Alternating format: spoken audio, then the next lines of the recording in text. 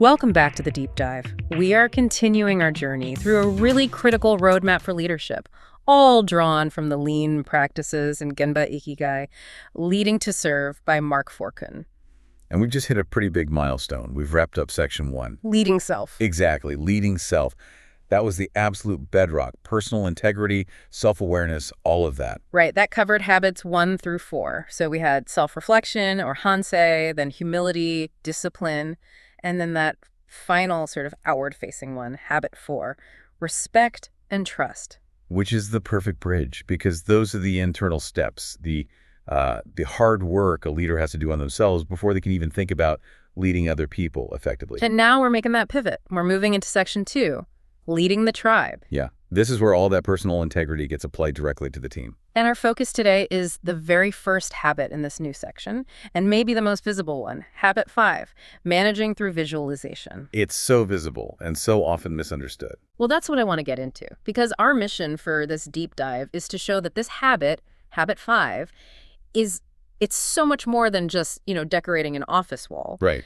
It's the operational mechanism that lets a leader move from just thinking about servant leadership to actually doing it. It's the translation layer. It Right. really is. If your visualization is weak, everything else, your coaching, your problem solving, your engagement, it all just falls apart. No matter how humble or disciplined you are personally. It doesn't matter. It won't connect. Okay, let's unpack this then. Because when you say visualization in, a business context, everyone's mind immediately goes to the whiteboard. Oh boy, every time. And according to the source materials, that is exactly where most companies get it wrong. They buy the board, some nice colored markers, and they say, we have visual management. And the book warns that this error, this idea that the tool is the system, that's where the failure begins. Because it misses the why. It completely misses the why. Real visual management isn't about the hardware. It's defined by its purpose.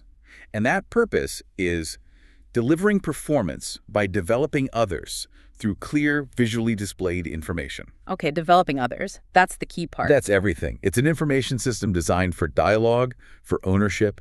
It has to build a common, shared rationale for every meeting, every number you track, every solution you discuss. What's so fascinating is how it immediately acts as an antidote to a certain kind of leadership. The non-fact-based kind. Exactly, the kind that runs on hearsay, on subjective feelings, or just, I'll check my computer later. It enforces transparency and speed.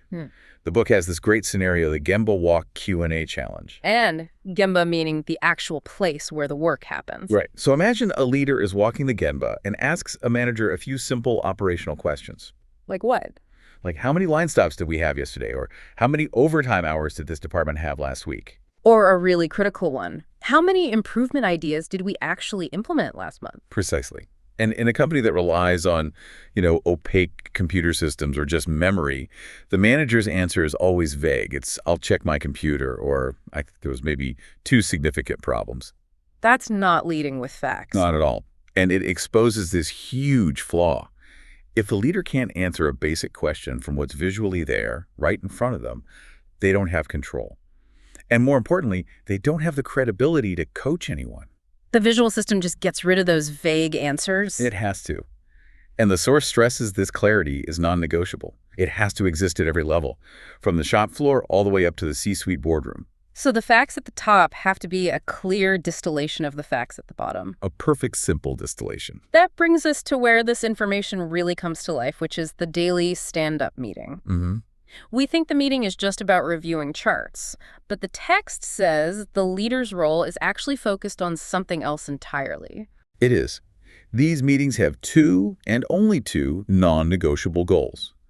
The first one, which almost everyone forgets, is people engagement. Engagement. The leader has to actively inspire, engage, and challenge the team using that visual data as the prompt. The second goal is the one everyone knows. Results, monitoring, verification, and actioning. That feels radical. Yeah. Most places spend all their energy on goal 2. The metrics, the figures, the red or green status. You're saying we need to deliberately focus on engagement first. That's exactly it. It flips the whole corporate script. The real insight here, what the book calls the secret weapon, is that goal 2, the numbers, will actually take care of themselves when the hands, hearts, and neurons are fully engaged on goal one. The performance follows the connection. It always does. That is a massive philosophical shift. It means the leader's job isn't to stand there looking angry at the red numbers. No. It's to look at the team and ask, how can I inspire you? How do I remove the blockers that are stopping you from hitting green? And that focus on connection, it means the mechanics of the meeting are hugely important. The source lists a few best practices. Yes. Okay. Meetings should be standing up, keeps them short, dynamic, limited to 35 minutes max. And there was a detail about interaction. It says attendees should try to write notes or solutions directly on the boards. Why the physical act of writing? It's about neurological ownership. When you physically write on that board, you connect the neurons in your brain to your hand, to the board, and back to your eyes. It makes the data personal. The problem and the solution feel like they belong to the team, not just dictated by a manager with a tablet. And this all prevents something the source calls the three witches of Macbeth syndrome. Right. Which is just a great way of describing reliance on rumor and hearsay. Decisions based on gossip instead of shared, verified data? We've all seen it. Organizational folklore is built on one person's bad experience or some unverified assumption. Macbeth failed because he trusted ambiguous advice without checking the facts. A visual system puts the facts right in front of everyone's face. It makes it much harder to be led astray. So the system provides clarity. Now let's connect that to action. Specifically, this principle of Genchi Genbutsu, go, see, understand the real thing. How does a leader take this clear visual data and turn it into immediate action? This is where the 180-second principle comes in, the 3-minute rule. Okay. It's a mechanism that forces the Genchi Genbutsu moment. The source argues a leader should be able to spend just 3 minutes, 180 seconds looking at the visual board. That's it. 3 minutes. That's it.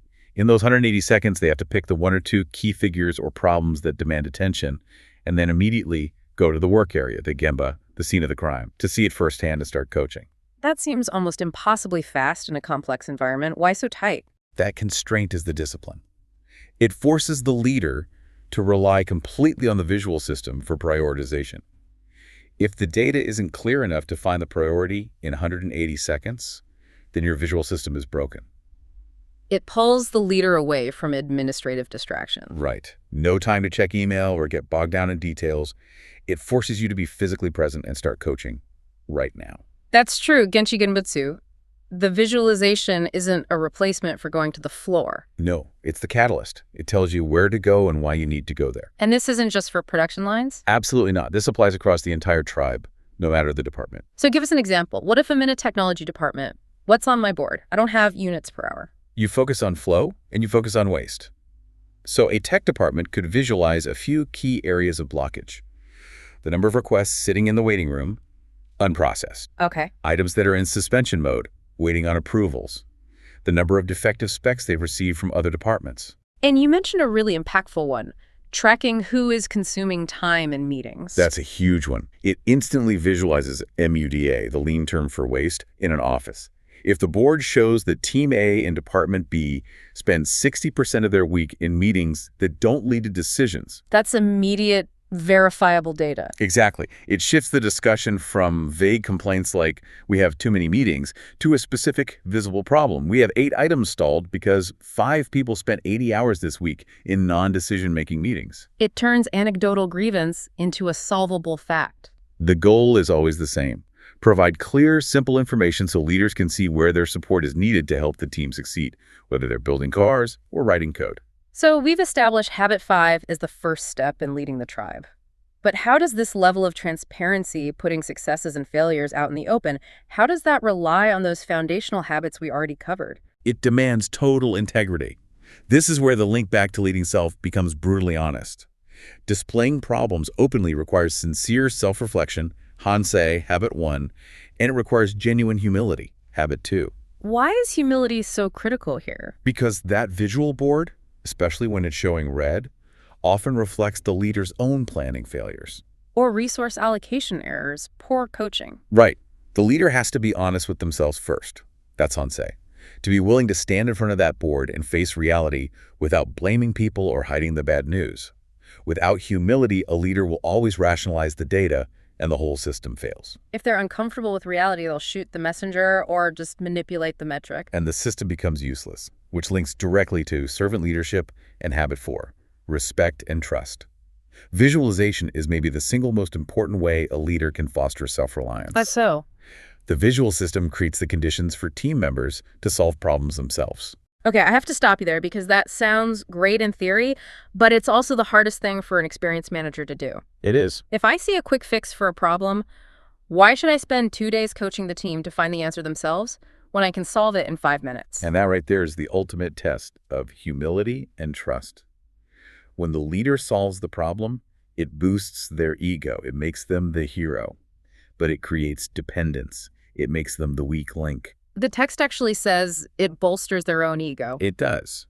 But those 2 days of patient coaching pay off when that team solves the next 10 problems without you even being in the room. So the leader's role shifts from problem solver to coach. From solving problems to coaching others to fish. The visualization gives the team the transparent facts. It's the rod, the bait, and the map to the fishing hole. You have to trust that if you give them the clear facts, they have the capability to figure it out. So by resisting that urge to jump in, you ignite the potential within the team. That's a profound shift. It really shows how that transition from leading self to leading the tribe depends entirely on how you use that whiteboard. It is the exact moment personal discipline becomes organizational effectiveness. This has been a fantastic deep dive. Before we look ahead, let's leave our listener with a challenge. Okay. For your actionable practice, we challenge you to do your own personal Gemba walk with the 180-second test. Identify the core KPIs for your area, and then check if the answers are immediately available visually. Are the facts staring you in the face? Or do you, or does your team still fall back on that vague answer, I'll check my computer? And for your reflection question, look at your current visual systems. Are they focused mostly on goal 2, the numbers and figures? Or are you consciously, strategically using them to drive goal 1 people engagement, inspiration, and coaching? That difference really defines whether you're just managing metrics or truly leading people. It does. If your visualization is cold, the leadership is probably cold too. That simple check reveals everything.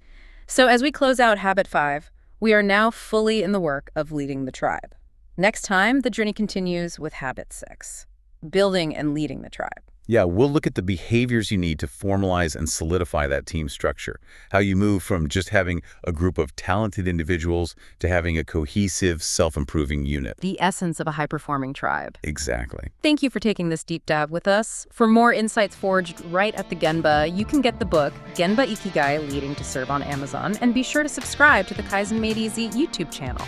Until next time. Just remember that transparency in your data is probably the highest form of respect you can show your team's capability. Keep reflecting, keep improving, and keep leading to serve.